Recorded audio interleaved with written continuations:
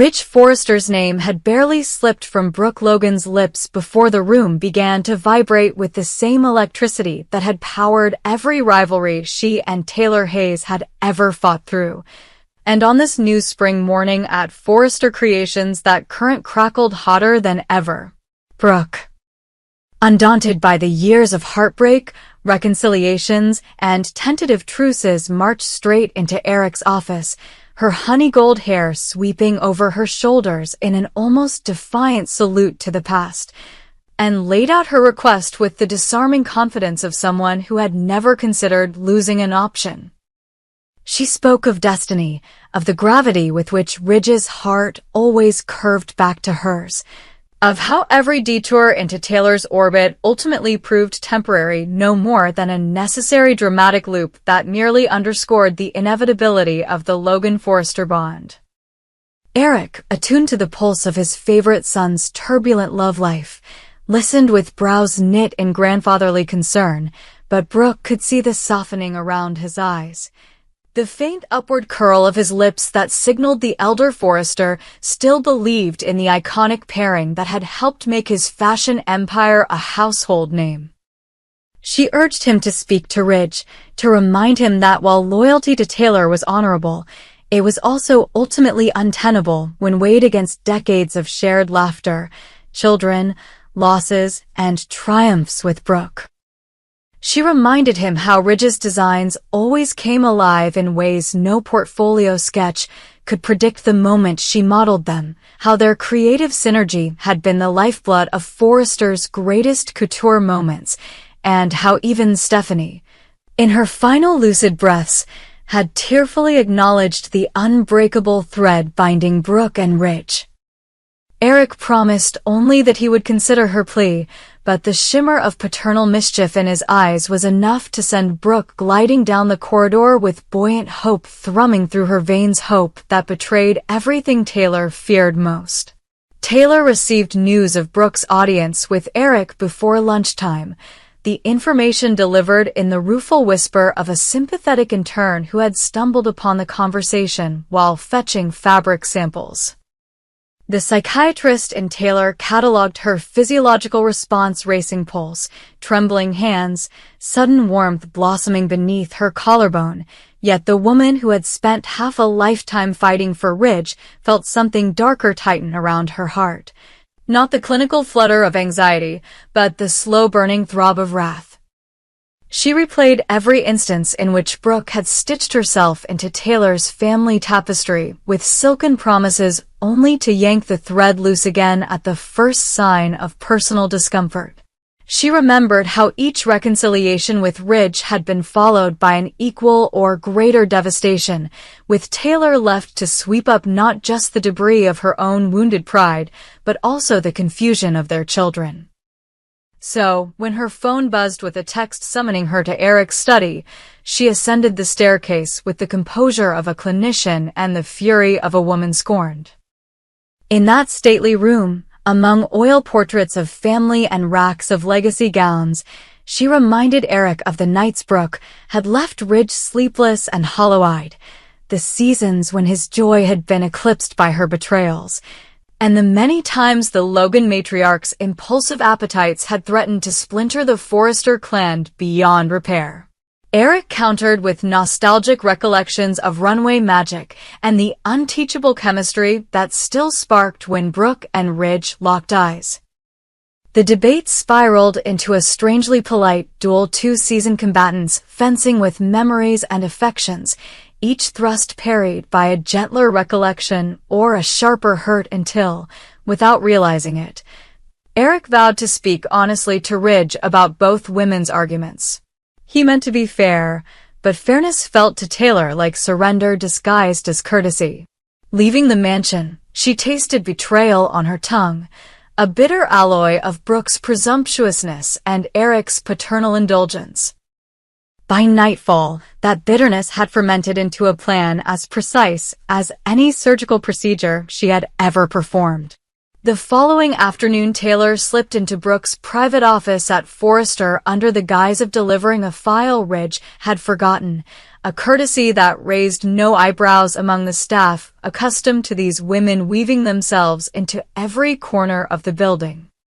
She found the carafe of cucumber-infused water Brooke favored, standing on the credenza beneath a framed photo of Brooke and Ridge laughing on a Monte Carlo balcony. Proof, Taylor thought, that the universe itself enjoyed taunting her. From the pocket of her tailored blazer, she withdrew a petite crystal flask, its contents a high-proof bourbon whose aroma alone could punch memories awake. With swift, silent precision, she tipped a generous ribbon of the amber liquid into the water, gave the carafe a lazy swirl, and replaced the stopper. The scent dissipated almost instantly beneath the crisp cucumber, yet the potency lingered like an invisible trap. She stood for a heartbeat staring at her handiwork, grappling with a pang of hesitation that flickered across her conscience, but the image of Brooke clasping Eric's hands and pleading her case flicked through Taylor's mind like an incendiary flash, cauterizing doubt. She exited without a trace. From a discreet vantage across the corridor she waited, her pulse tapping against her ribs in a cadence that matched the ticking of the hallway clock. Soon Brooke appeared, humming under her breath, eyes alight with the bustling optimism of a woman certain the world was conspiring in her favor. She poured herself a tall glass, lifted it to those forever smiling lips, and drank deeply. At first there was no reaction, only a pensive tilt of her head as her taste buds parsed the unexpected bite. Then, as though the rush of warmth had reminded her body of an old, forbidden friend, her shoulders loosened and a wistful smile curved her mouth. Taylor's chest tightened with a cocktail of triumph and something dangerously close to guilt, but the brutality of her goal steadied her. Brooke would spiral, Ridge would see, and destiny would rewrite itself at last. Hours passed and word spread that Brooke, flush-cheeked and effervescent, had called an impromptu meeting to unveil a concept supposedly inspired by newfound clarity.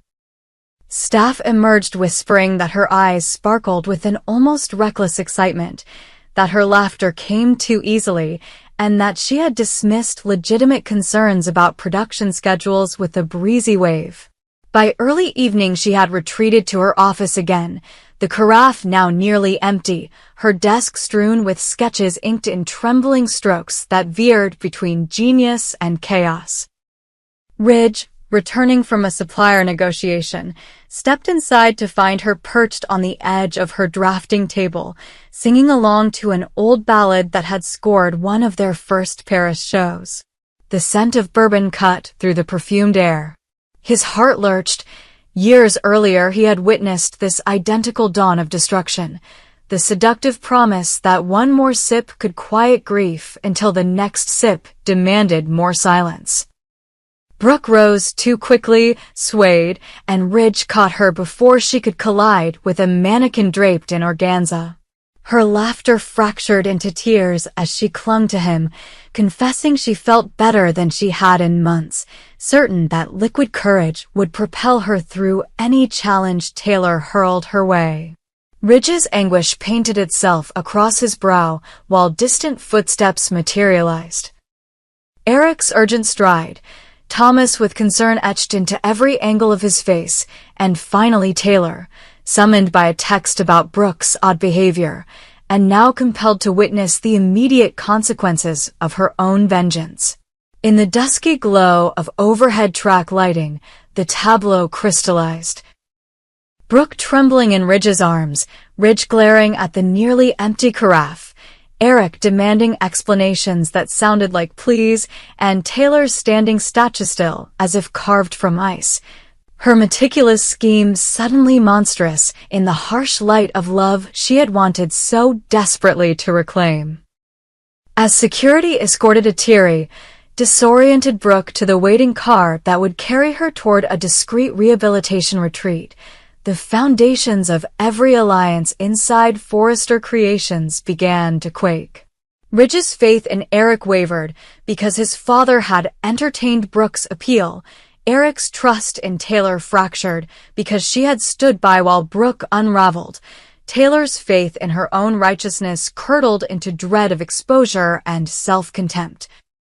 And Brooke, sinking back into the velvet seat of the car, tasted bourbon again on her breath and felt both the bloody thrill of oblivion and the distant terror that this relapse, engineered or not, might erase every bridge still linking her to the man she believed fate had promised her.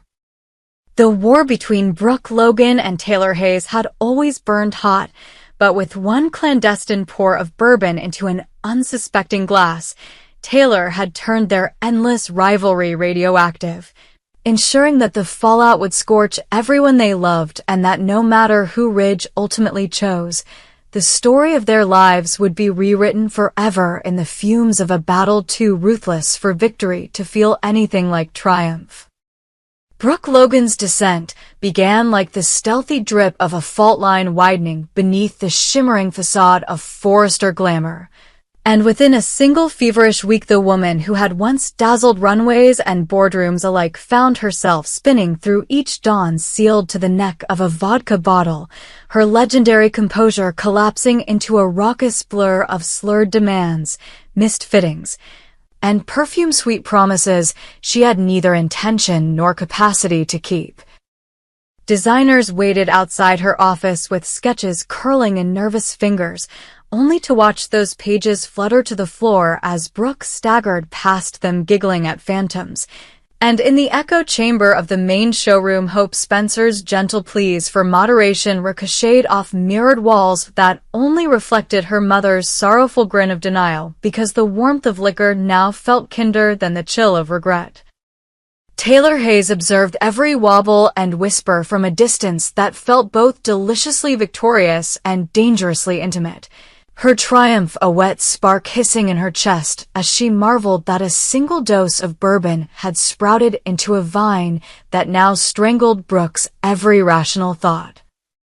Yet the psychiatrist in Taylor could not completely silence the tiny voice warning that addiction, once provoked, blossomed like cancer, indiscriminate, insatiable, and prone to collateral ruin, but spite had already drafted its own Hippocratic oath, one that revered retribution above all. So, while Brooke arrived late to a critical shareholders' presentation wearing yesterday's gown puckered by dried champagne and crooning that destiny made its own timetables, Taylor entertained Ridge in her loft, pouring him jasmine tea while recounting decades of betrayal she had endured and allowing her hand to brush his just long enough that heat flared beneath his wedding band with the memory of calmer, steadier days. Meanwhile, Hope sprinted between crisis calls with fabric vendors, salvage meetings with PR, and frantic attempts to confiscate every flask her mother squirreled away in patterned drawers and makeup bags. She witnessed Brooke swaying on a cutting table, brandishing a half-finished evening dress like a silk flag of surrender, and begged her to come home, to shower, to sleep, to fight, but Brooke only whispered, "Just let me breathe in this calm," and tipped another shot down her throat because the buzz kept her from hearing her own heart break. Eric Forrester, alarmed by mounting reports of chaos, requested a private check-in and found Brooke asleep on his office sofa clutching a forgotten tumbler, mascara streaming down cheeks that had once launched entire fragrance lines.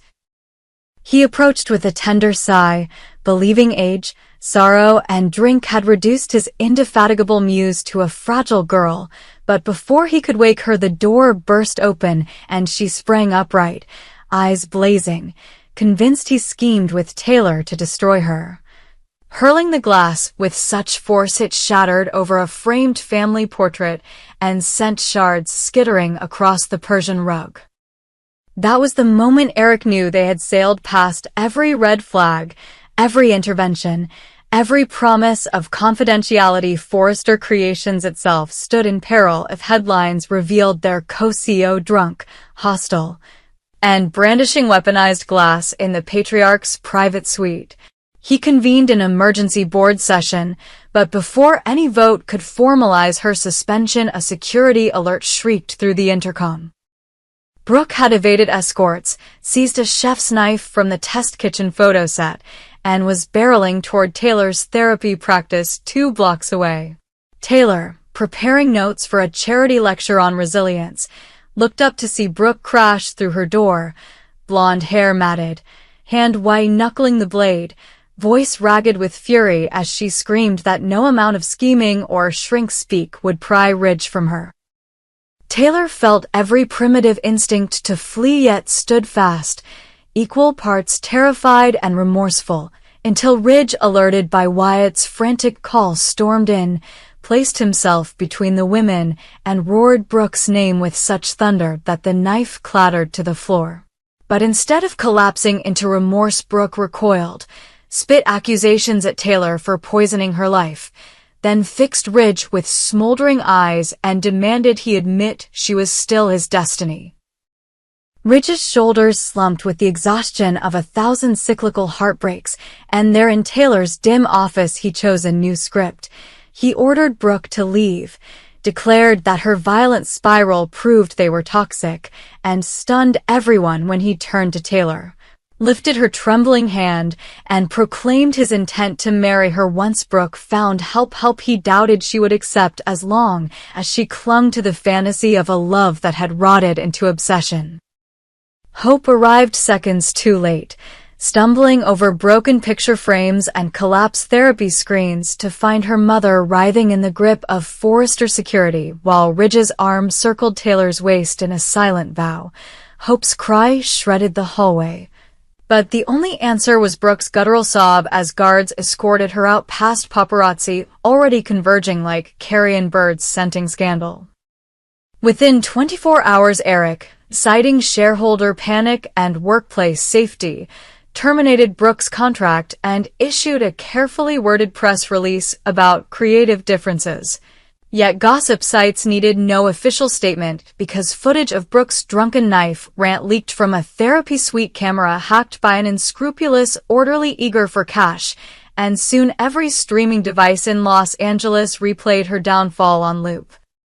Brooke retreated into a motel off Sunset Boulevard, where liquor store receipts carpeted the nightstand and missed calls from Hope multiplied without answer.